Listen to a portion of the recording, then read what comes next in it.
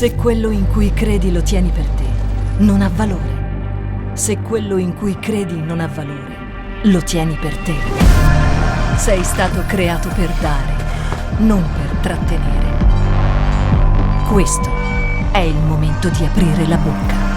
Io credo che ogni bambino abbia diritto di nascere. Io credo che un matrimonio possa durare per sempre. Io credo nella famiglia come Dio l'ha creata. Io credo che Dio abbia creato uomo e donna. Io credo nella purezza prima del matrimonio. Io credo nell'onorare i propri genitori. Io credo che il rispetto non dipenda da genere o colore della pelle. Io credo che nessun essere umano sia in vendita. Io credo nella libertà di pensiero e di espressione. Io credo che ognuno di noi abbia diritto alla vita, alla sicurezza e alla libertà. Io credo nell'integrità politica. Io credo nei valori. Io credo nella Bibbia. Io credo in Dio. Non far urlare le pietre.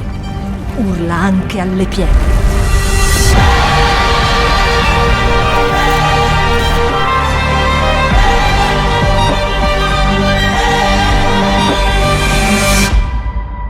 Shout 2022. Alza il volume della tua fede.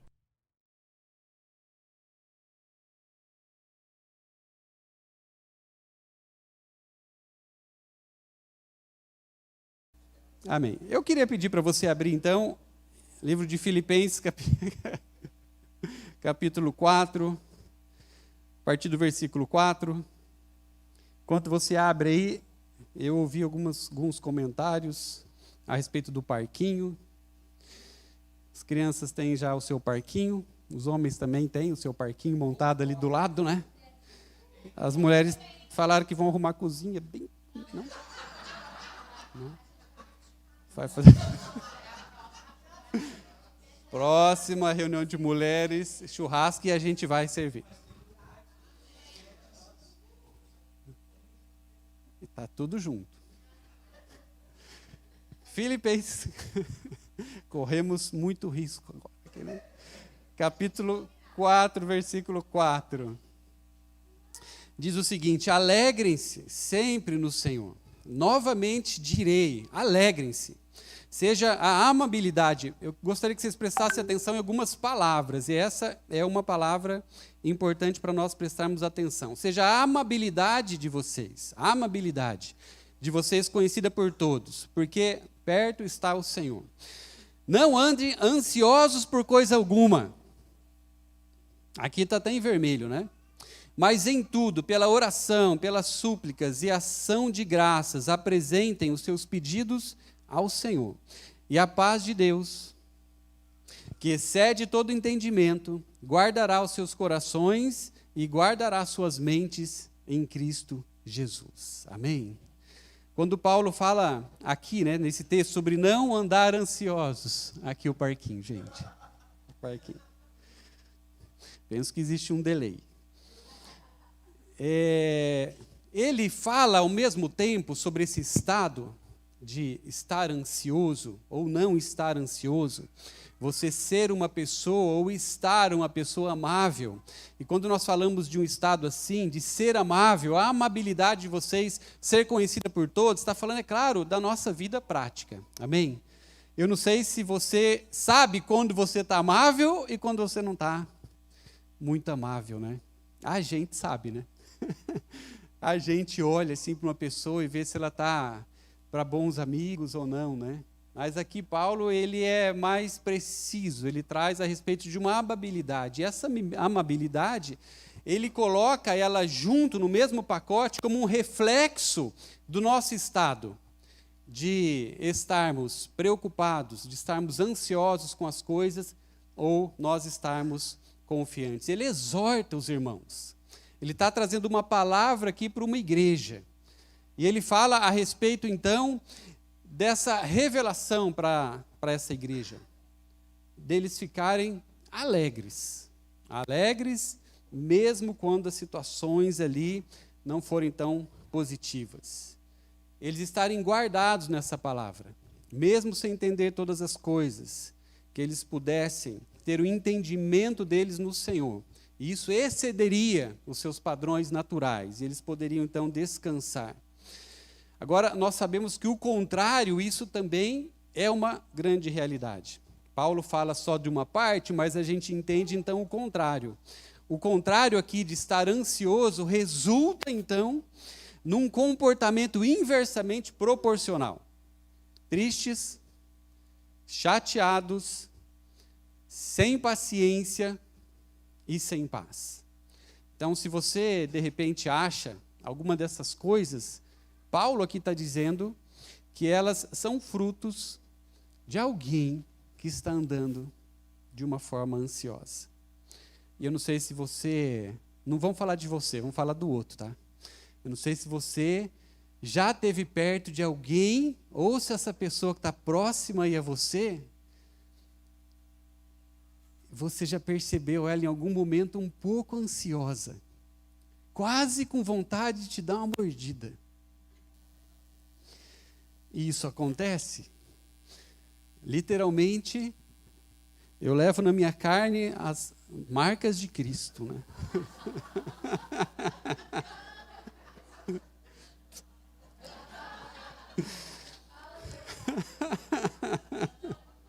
Não, mas era uma situação específica, muito especial.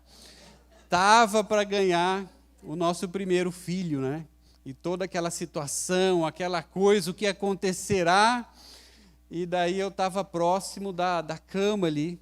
Acho que faltava horas, né? Horas ali para ela dar à luz. E eu passei muito perto dela, né? E naquele momento ela agarrou meu braço e me deu uma mordida. Né? O que o texto diz que pode então roubar a nossa alegria, a nossa amabilidade?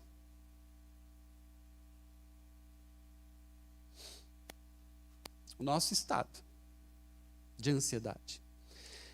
A Bíblia, ela vai revelando para nós que existem algumas lutas que nós vamos travar na nossa vida, uma vez que a gente passa a ter o entendimento do Senhor, da sua palavra.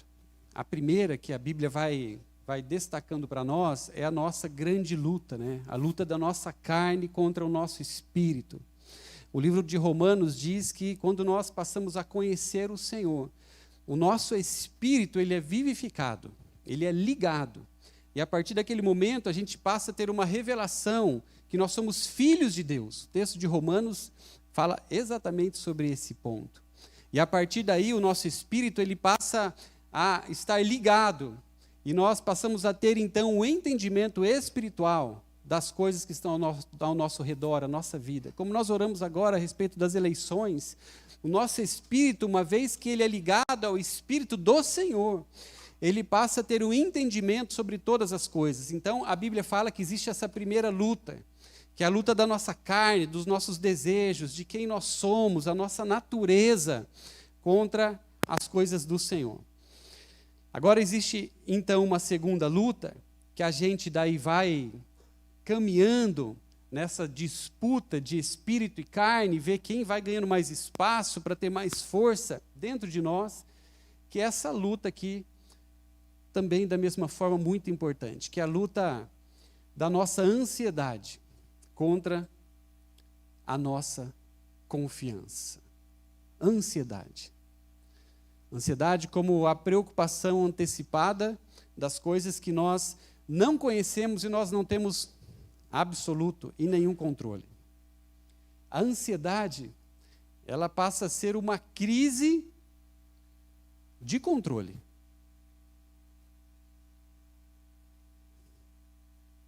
A ansiedade, ela é uma crise de poder. Porque se nós pudéssemos realizar todas as coisas, se a gente tivesse domínio e controle das coisas, as coisas que acontecem conosco, as coisas que estão à nossa frente, nós não viveríamos ansiosos, não é verdade? Por que que a ansiedade ela vem sobre nós? Por que que nós temos essa luta? Porque nós não podemos todas as coisas. E conforme a gente vai crescendo, a gente vai percebendo cada vez mais isso. Como algumas situações que acontecem conosco, realmente elas deixam isso claro para nós. que nós não temos poder sobre todas as coisas. Algumas coisas nós, é claro, faríamos de uma outra forma. Então, quando nós vamos aprendendo isso, que as coisas não estão sob o nosso controle, nós podemos ficar refém, então, desse estado, que é o estado de ansiedade, porque é uma crise de poder. Nós não temos poder, o poder não é nosso, então isso, de alguma forma, nos mobiliza, porque é claro que isso vai nos preocupar. Amém? Nós sabemos que algumas coisas podem acontecer conosco. Agora, do outro lado dessa luta, desse ringue, nós temos a confiança. A confiança que ela é revelada pelas Escrituras, que ela é adquirida por meio da fé. A confiança que nós precisamos ter para viver, então, as nossas vidas, é uma confiança que nós vamos adquirindo pela nossa fé. Hebreus, capítulo 11, fala sobre essa fé, que ela passa a ser para nós, então, uma certeza das coisas que nós não temos poder, das coisas que nós nem mesmo temos noção da forma com as quais elas acontecerão. Então, a Bíblia traz para nós, a respeito da confiança, que ela é produto da nossa fé no Senhor. Amém? Aqui o texto fala que a fé passa a ser a certeza, então, para nós, das coisas. E essa crise de poder, ela vai sendo colocada em xeque. A fé, então, ela é uma forma de entendimento. É quando toda a minha forma de pensar, toda a minha forma de agir, elas estão orientadas pelo conhecimento. Agora, qual conhecimento? O conhecimento que eu passo a ter pela fé de Deus.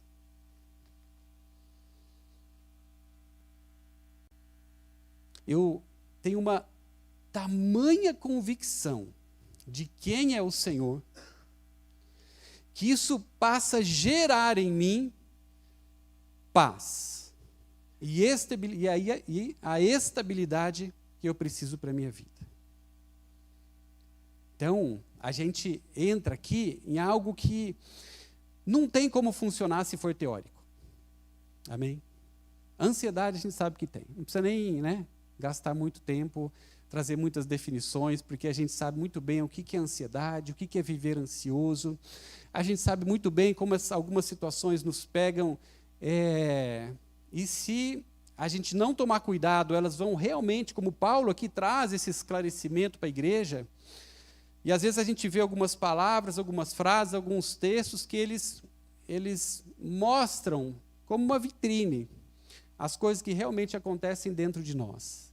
Então, isso não é nenhum mistério para cada um de vocês, de nós que estamos aqui.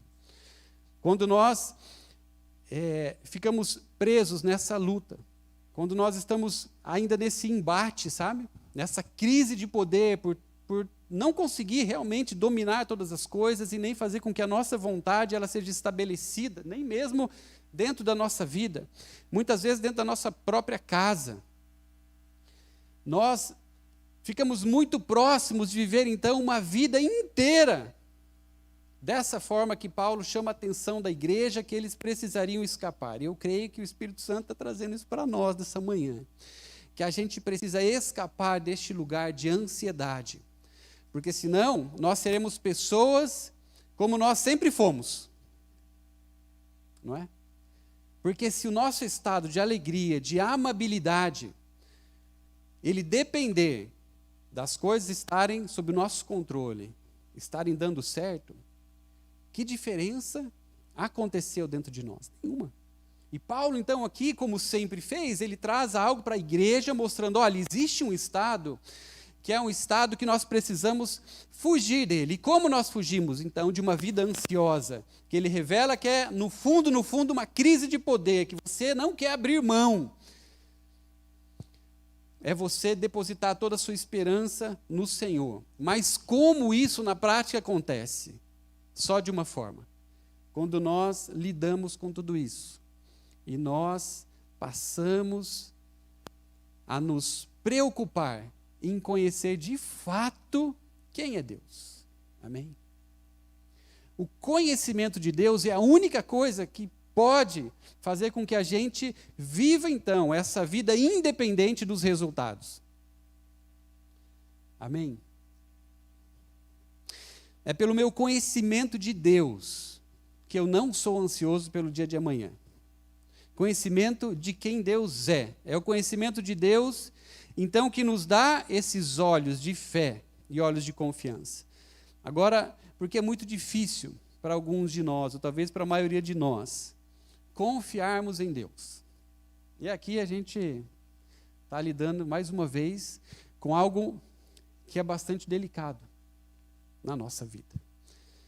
E quem tem nos acompanhado e quem Deus tem reunido conosco desde o início, desde aquelas fotos ali, sabe que nós estamos neste lugar buscando algo puro do Evangelho, que é simples, mas que é muito poderoso e que lida com as coisas frágeis na nossa vida e na nossa religião. E essa talvez seja mais uma delas que Deus quer trabalhar conosco. Quem realmente é Deus para mim? Eu não sei se você conseguiria responder essa pergunta nessa manhã. Quem de verdade é Deus para você? Eu cresci muito tempo com algumas verdades a respeito de quem era Deus. Eu ouvia muito a respeito do Senhor. E muitas vezes é tudo o que nós temos quando essa pergunta cai como uma bomba dentro de nós. Para você, quem é Deus? Muitas vezes a gente sabe que Deus é poderoso. Eu creio que naquele momento onde nós estávamos orando por cura nesse lugar, a grande maioria tinha uma convicção que realmente Deus podia estar curando naquele momento. Porque nós sabemos, mesmo que a gente não conhece de perto, a fama pelo menos a gente sabe, né? Então muitas vezes a gente não tem um relacionamento, mas a gente sabe que aquilo é real. Eu não vou mexer com Deus, né? Falar, bem, é verdade, eu não conheço tão de pertinho, mas não vou brincar com o homem, né? A falta de relacionamento com Deus, ela nunca vai conseguir, então, sustentar essa confiança que a gente precisa para poder viver uma vida leve. Uma vida que as Escrituras, elas propõem para nós alcançarmos. Eu lembro de um testemunho, né, de uma reunião de oração que estava acontecendo. E daí estava aquele fogo, todo mundo orando tal, e profetizando. E uma irmã, ela pega o microfone e começa a orar, e no final ela começa a insistir por aquela situação, não lembro o que estava acontecendo ali, mas ela estava orando, pedindo para Deus fazer, para Deus poder mover, para Ele colocar as mãos, e num determinado momento ela levanta a voz e ela fala, Deus, para de ser ruim, e libera Deus. Para de ser ruim. Existe um lugar que a gente entende, que a gente só vai poder realmente conhecer quando nós tivermos um relacionamento com Deus. Amém? Porque a gente pode fazer barulho, a gente pode fazer de conta, a gente pode dizer muitas coisas, mas a presença de Deus e a forma que Ele nos chama para viver a nossa vida é baseada sempre num relacionamento com Ele. Então a gente não vai conseguir viver de fato o que Deus tem para as nossas vidas se o nosso relacionamento com Ele não for aquilo que é mais importante e que os nossos olhos estão. Um relacionamento por conhecimento. E não um relacionamento por aquilo que nós já ouvimos falar. Um relacionamento por religião. A religião, eu trouxe até uma definição aqui do que é religião. É crença na existência de um poder ou um princípio superior, que ele é sobrenatural, do qual depende o destino do ser humano, e ao qual se deve respeito e obediência. Então, aqui é uma definição de religião fria, sem nenhum conhecimento e totalmente fundada em interesse. O que a religião ela faz conosco? A gente, então, baseada a nossa experiência com Deus na religião apenas, a gente vai procurando formas de agradar o Senhor. Para ver se Deus, finalmente, Ele nos agrada. E é o que estava acontecendo ali com aquela irmã. Ela estava se descabelando, né, naquela reunião de oração. E chega o momento que ela viu que aquela situação não estava acontecendo, algo não havia sido liberada, mas ela estava ali com toda a intensidade, pagando o preço para que alguma situação, ou aquela específica, ela acontecesse e fosse liberada. E ela esperava, no fundo do coração dela, que algo acontecesse. Que Deus finalmente respondesse à sua ação, que Deus se agradasse daquela situação e pudesse corresponder. O Brasil, dados recentes, ele foi eleito pela OMS como o país campeão da ansiedade. E eu acredito que isso tem um pouco a ver com a religião.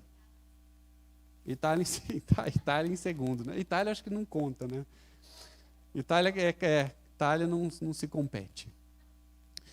Mas, quando eu estava vendo esses dados, eu acredito que isso tem a ver com a forma que nós somos criados, a nossa criação religiosa. Porque quando a gente passa a observar a igreja do Senhor, que foi estabelecida ali no livro de Atos, a revelação que os discípulos tiveram de Jesus, a gente vai encontrando tantas coisas que a gente foi criando. E esses mecanismos de resposta a uma ação, eu acho que piorem muito essa nossa carga de ansiedade. Porque pensa comigo, você então vivia algumas situações que você não tinha mínimo controle. Opa, conheci o Senhor e tal, e Deus é poderoso, e Ele vai cuidar de mim, Ele vai fazer as coisas agora terem um sentido real na minha vida, e todas as coisas então darão certo. Daí você sofre a tua primeira desilusão amorosa com o Senhor. Desilusão espiritual. Não aconteceu do jeito que era para acontecer. Daí não tem como não ficar ansioso espiritualmente, né? Você está ansioso, não, mas não é uma ansiedade natural, é uma ansiedade espiritual. Porque eu não entendi o que Deus fez nessa situação. Porque aquilo talvez fugiu do controle dele. E eu vejo que algumas coisas, então, que nós estamos aprendendo, isso tem contribuído com essa nossa ansiedade. A religiosidade, ela pode ter uma grande parte de responsabilidade. Por quê? Porque a religiosidade, ela passa a gerar pessoas atrás de conquistas, para se sentirem alegres. É duro isso, né? Porque, vamos pensar sempre em outras pessoas, tá? Não pense em você. Se a gente começa a entender que o motivo da alegria da outra pessoa e dela ser amável é pelo resultado, quando o resultado não vem, é óbvio que essa pessoa ela não vai se manter feliz e nem amável. Ela talvez teria aqueles picos de alegria e de tristeza, de fé e confiança e de decepção. Ela seria em algumas reuniões, ou quando você encontrasse ela na rua, ela seria uma pessoa muito amável. Em outro momento, a amabilidade ela tem limite, né? Tem 3 orações abertas. 3 situações, mas era simples de Deus resolver, né? Era simples de Deus tomar. E aquele irmão não entende e ele não faz aquilo que era para ele fazer para mim. Então a minha amabilidade, ela tem um limite. Uma cultura onde o resultado e as coisas dando certo passam a ser a referência que a religiosidade apresenta sobre o agir de Deus. Olha que loucura isso. o resultado e as coisas dando certo na nossa vida, ela passa a ser uma referência que a religiosidade mostra sobre o agir de Deus. E aqui nesse ponto, ou nesse importante ponto da nossa vida cristã, ou nos ensinaram algo errado, ou nós entendemos tudo errado, ou existe algo que Deus precisa revelar para nós. Amém? Porque se o nosso movimento espiritual depender, então, de resultados, ou ensinar errado, ou a gente que entendeu errado, né? Ou tem alguma coisa que a gente precisa aprender, definitivamente, na nossa vida, para a gente ter uma coisa nova crescendo dentro de nós. Quando as coisas não estão dando certo, aparentemente, não significa que eu estou fazendo a coisa errada. Verdade nova, número 1. Quando as coisas não estão dando certo, aparentemente, não significa que eu estou no caminho errado. Terceira verdade. Quando as coisas não estão dando certo, aparentemente, não significa que eu estou na orientação errada. Eu sei que vai ser muito difícil eu fundamentar tudo isso. Mas, na verdade, é muito simples. Nós entendemos, a partir desses olhos, que eu creio que Deus e o Senhor Jesus, Ele trouxe para os seus discípulos, para eles viverem uma jornada totalmente livres de tudo isso. Porque, sinceramente, quanto a gente já perdeu por ansiedade? Quantos momentos nós já perdemos por depender de resultados? Quanto que a gente já perdeu de momentos de amor com a nossa própria família, porque nós não estávamos vivendo o momento de ser amável e de ser feliz. E talvez até essa resposta ou era cobrada de nós. Não, agora não é momento de ser feliz, né? Agora é hora de estar triste. Agora é uma hora de estar ansioso, porque você precisa reagir a essa situação e mostrar que você está preocupado com isso. Agora, a gente vai começar a entender tudo isso. Romanos capítulo 8, 28, eu sei que está na tua mente. O texto diz o seguinte: todas as coisas, elas cooperam para o bem. O texto inteiro diz o seguinte: sabemos que todas as coisas contribuem juntamente para o bem daqueles que amam a Deus, daqueles que são chamados para viver o seu propósito. A tradução mais correta, ela diz o seguinte, correta no sentido literal do texto original: em todas as coisas, Deus está trabalhando para o bem. Olha que lindo, gente.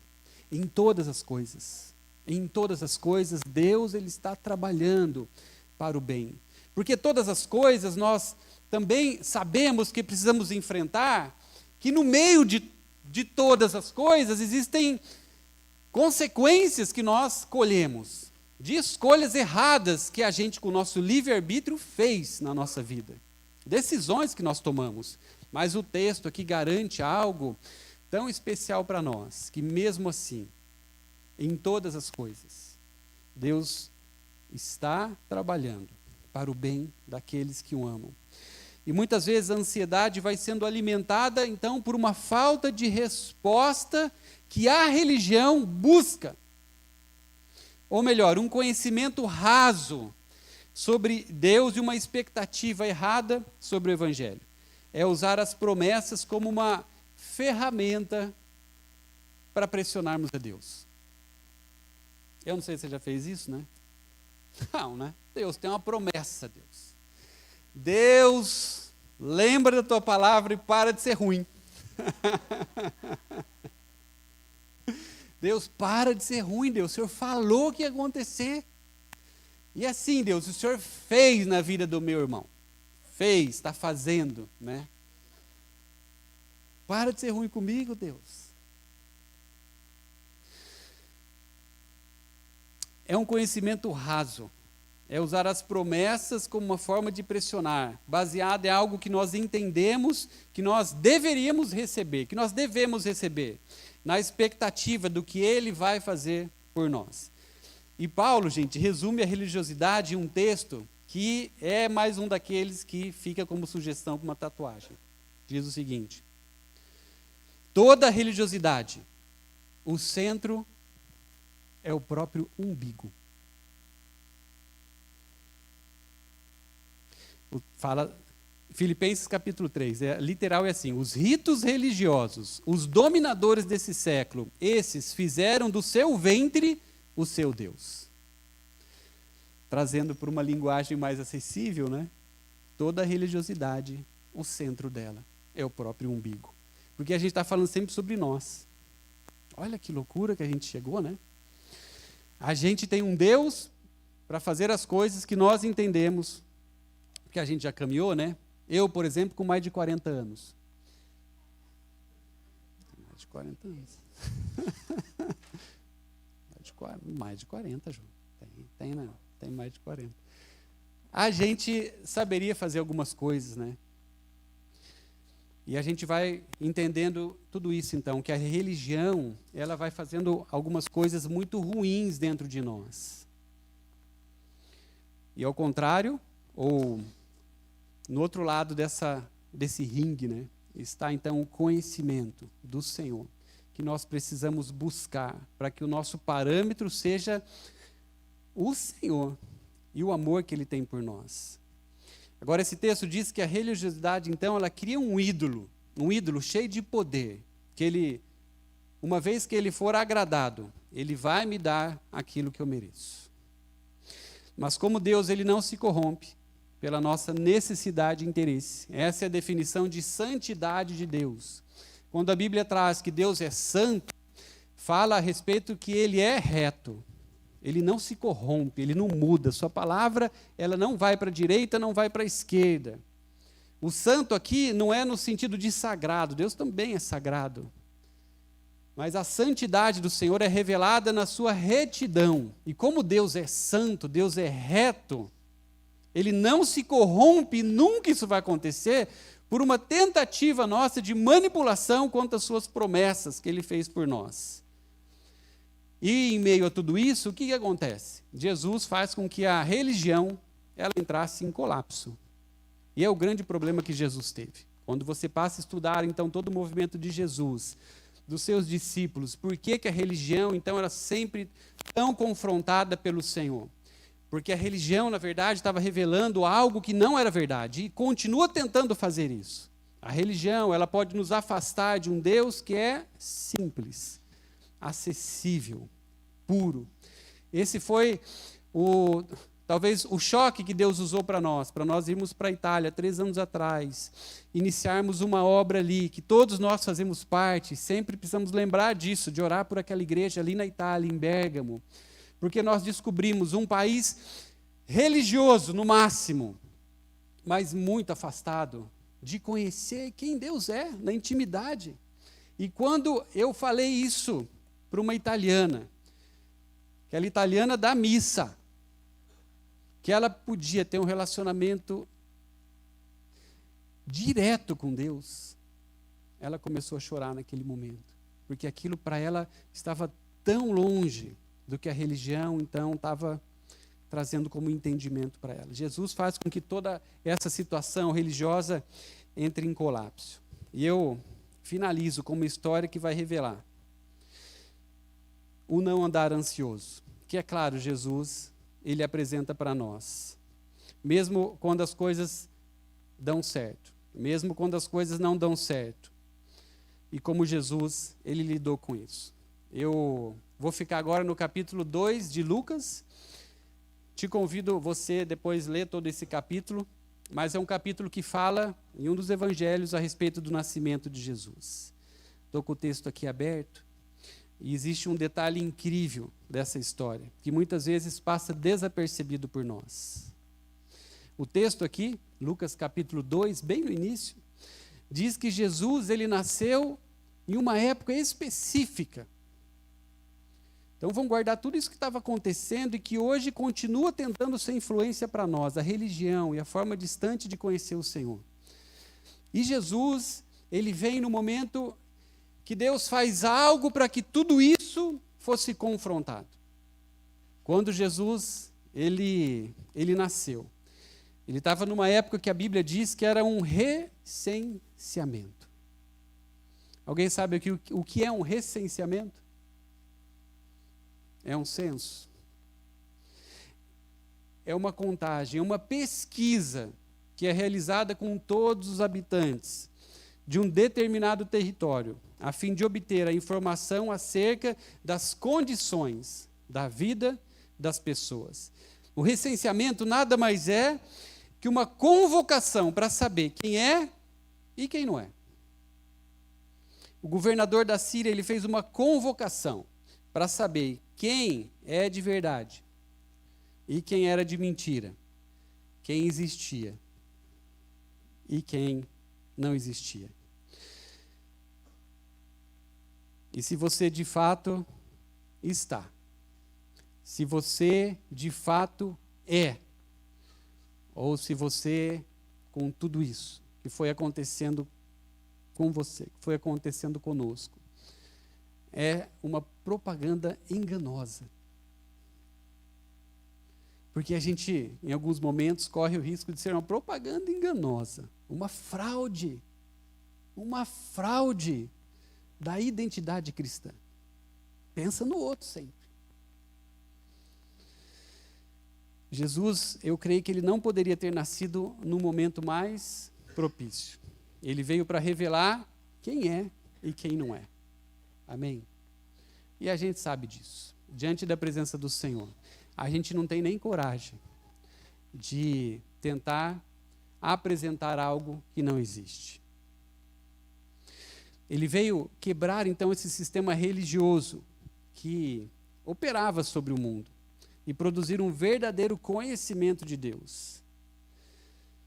Paulo, certa vez, ele falando para um público religioso, ele diz a seguinte frase: eu conheci o Deus desconhecido. Talvez, no fundo, alguns de nós não estamos passando por um deserto. Talvez nós estamos passando por um recenseamento. Porque aquilo que é e aquilo que não é, em algum momento precisa ser confrontado. Porque só assim vai gerar um conhecimento verdadeiro nas nossas vidas. E vai gerar uma resposta de fé, de fato, e de confiança diante da palavra do Senhor. E a revelação que ele já trouxe para muitos de uma forma bastante abundante. Olha, como José e Maria, eles passam por coisas que eram para acontecer de outro jeito. Segundo o nosso senso religioso de acontecer as coisas com alguém que é de Deus. Eles, Lucas capítulo 2, consagrados, vivendo o propósito que Deus tinha para eles, vivendo segundo a total direção que Deus tinha para a vida deles. E dessa forma, então, para eles e para nós, todas as portas deveriam estar abertas. Porque nós estamos falando aqui de um casal que foi escolhido por Deus. Estava vivendo diante do Senhor. Tinha as promessas de Deus para a vida deles. Eram pessoas consagradas. Dessa forma, a religião diz que todas as portas serão abertas. A bênção estavam com eles. Agora, olha alguns detalhes dessa história. Maria, inexperiente com a gravidez e com o trabalho de parto, ela estava com a sua família. O texto revela sobre isso. Nos preparativos finais para o seu parto. Estava ali com Maria, a sogra, a mãe, as tias. Todo mundo estava pronto para ajudar Maria. E é assim que acontece? Mas deveria acontecer, porque Maria é uma mulher de Deus. Mas Deus permite o recenseamento nesse momento. O imperador César Augusto publica um decreto ordenando que todas as pessoas deveriam apresentar-se, cada qual em sua terra natal.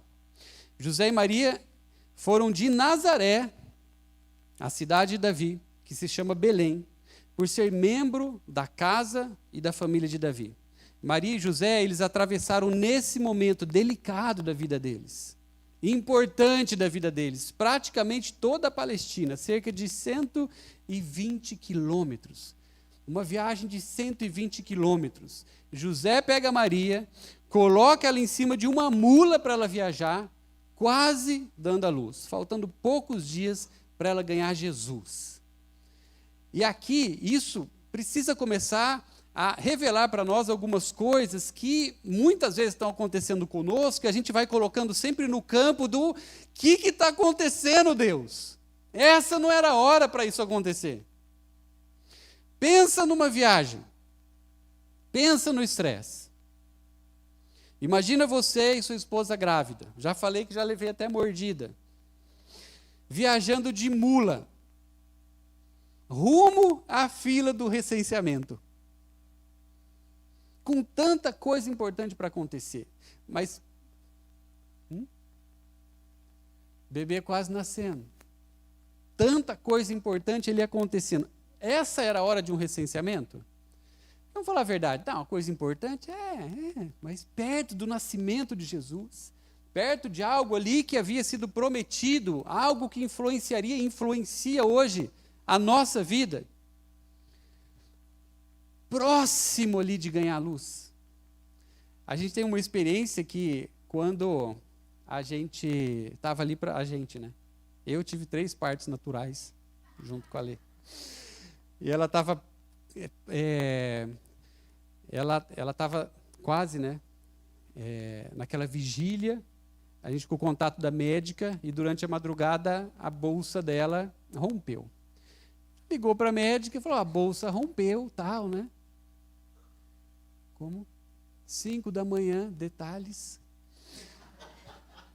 E ela liga para a médica, e a médica fala o seguinte, fala: olha, você está entrando num trabalho de parto, mas já estava tudo combinado, né? Está tudo certo, não se preocupa.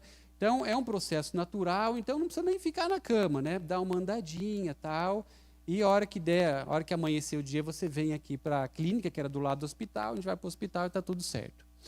E eu saí para ir fazer algumas coisas, para daí para fazer tudo certo, eu saí, né? Saí, fui fazer algumas coisas, e a Lê liga para a mãe dela e elas vão numa loja fazer as últimas compras para o bebê. O parto era prematuro, tinha faltado algumas pecinhas de roupa ali, e a médica falou: leva a tua vida normal, só estourou a bolsa. E ela foi numa loja, acho que era Riachuelo, né? Foi na Riachuelo. E estava lá ela e a mãe dela fazendo compra com a bolsa estourada, né? E é claro, né? Ela quase teve o André na Riachuelo. Era para o André chamar Riachuelo. Mas demorou, é claro, né? Mas sabe aquele último momento? E é claro que nessa situação aqui de José e Maria, talvez era para eles pensarem, é isso que a religião vai fazendo conosco. Isso não pode ser de Deus. Essa situação, ela não pode ser de Deus. Não é hora disso acontecer. Esse recenseamento está atrapalhando os planos que Deus tem para a minha vida. O que será que nós fizemos para merecer essa situação? Eu acho que José e Maria, se eles estivessem envolvidos num pensamento religioso, que muitas vezes nós estamos, esses pensamentos rapidamente subiria à mente deles e ao coração deles. Mas nós estamos falando de um casal de Deus, frequentava a igreja, orava. O normal seria quando você colocar o pé na estrada com a mula. Pensa na cena, José e Maria, a mula, toda essa situação, você lembra da história de Isaac, né? Então, vou colocar Maria em cima da mula, a hora que eu colocar em cima da mula, vai passar um homem com uma carruagem. Isso era para ter acontecido. E oferecer carona, é óbvio, né? Não tinha nada de errado. O homem perguntar para eles: aonde vocês estão indo? Recenseamento. Tem 2 vagas, né? Prontas, uma cadeira especial para a mamãe aqui, que está para dar luz, porque o Senhor preparou tudo isso para eles.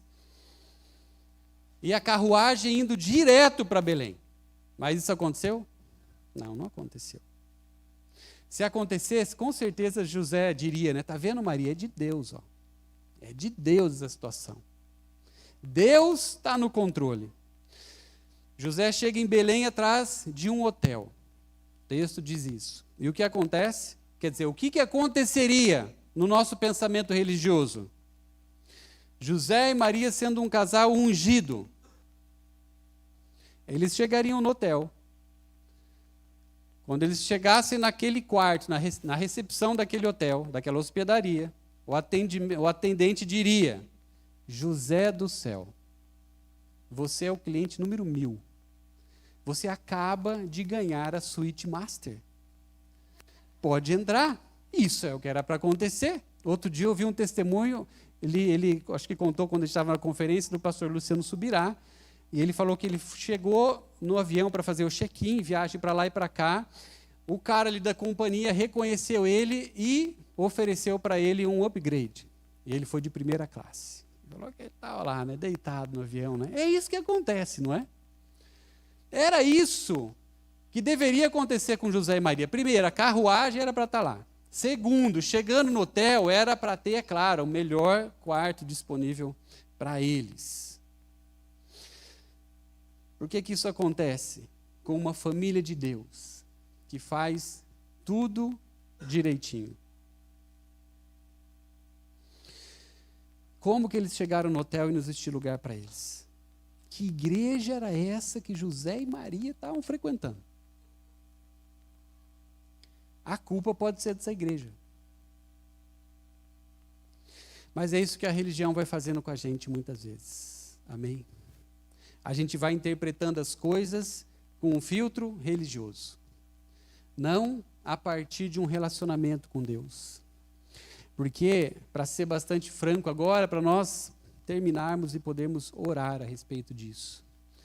Nós sabemos que as coisas talvez mais difíceis que acontecem conosco, que aconteceram já, quando nós tivemos a coragem de chegar diante da presença do Senhor, abandonar todos os pensamentos que rapidamente vieram à nossa mente, aqueles que trariam lógica para aquela situação. Pecado, estava afastado de Deus, eu, na verdade, escolhi errado, decisões erradas, os pensamentos que normalmente viriam para nós. Quando nós temos a coragem de nos apresentar diante do Senhor, diante de situações terríveis, nós sempre ouviremos algo único naquele momento, que tem a ver, é claro, não com o nosso merecimento, porque aquilo que a gente merece a gente sabe, mas sempre vai ter a ver com aquilo que Deus, Ele sente por você.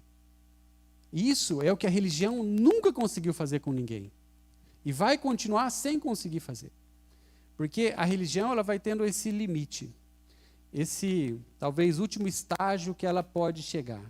É trazer uma conta que é fácil de ser calculada.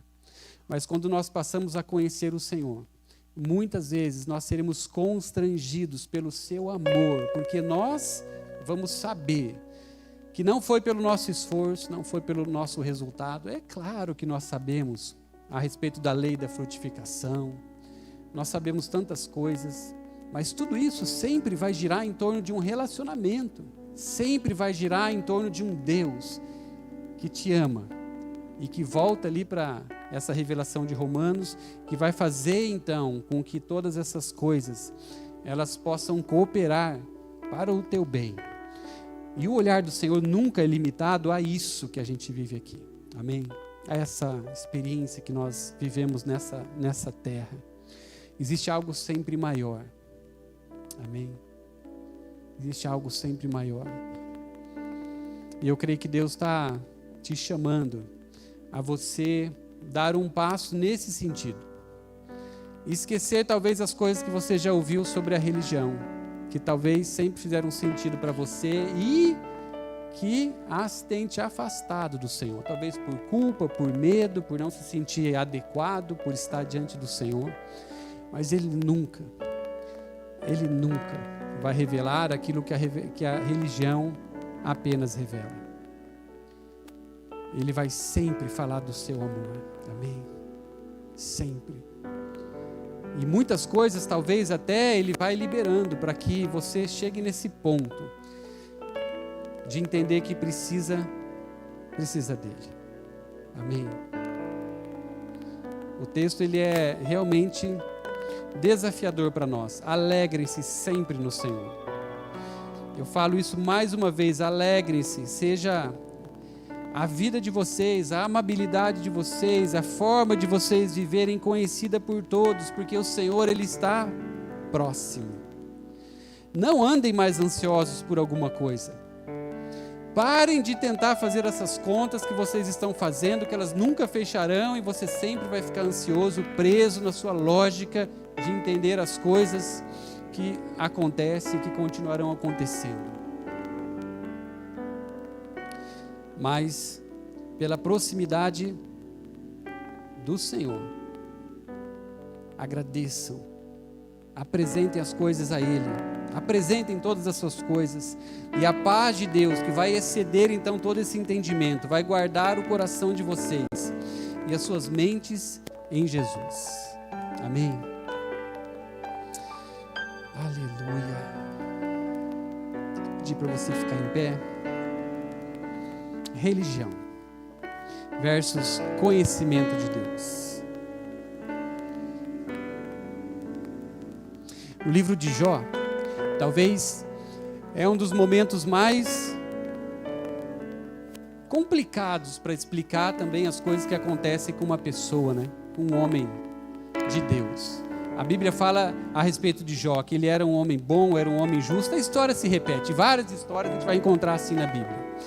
Que existia uma lógica então para acontecer na vida de Jó, por um resultado que talvez ele poderia até cobrar. E a gente percebe na maioria do tempo que essa vida de Jó vai sendo confrontada, ele não vai requerendo, né? Não vai requerindo as promessas de Deus sobre ele. E ele vai sofrendo, vai existindo coisas, vai existindo outras coisas. E chega a um ponto que aquilo vai ficando tão insuportável para ele, e as pessoas que estavam próximas a ele, os seus amigos, né, que chegam para conhecer o seu estado, eles dentro de uma ótica, de uma visão religiosa, também eles passam a não entender nada e começam a fazer essa conta religiosa. Não, alguma coisa Jó deve ter feito errado, porque senão era para ele estar vivendo outra vida. Essas coisas não poderiam ter acontecido com ele. É sempre a mesma situação que vai tentar nos prender. E a gente sabe que a história de Jó é muito dramática. Ele perde tudo. E a Bíblia fala que ele perde os seus bens, ele perde a sua saúde, ele perde a sua casa, e ele tinha 10 filhos. E ele perde os 10 filhos. Daí a gente não tem o que fazer. Alguma coisa aconteceu. Só que a Bíblia fala que existiu um momento que eu creio que foi como que um rompimento dessa conta religiosa que Jó ainda estava tentando brigar, e ele se rende diante do Senhor, talvez no seu pior momento. E a Bíblia diz, literalmente, que uma virada então acontece na vida de Jó. O texto fala que todas as coisas ele recebe em dobro. Tudo que ele tinha, ele recebe em dobro. Aquilo que ele tinha 15, ele passa a ter 30. O que ele tinha 10, ele tem 20. O que ele tinha 100, ele tem 200.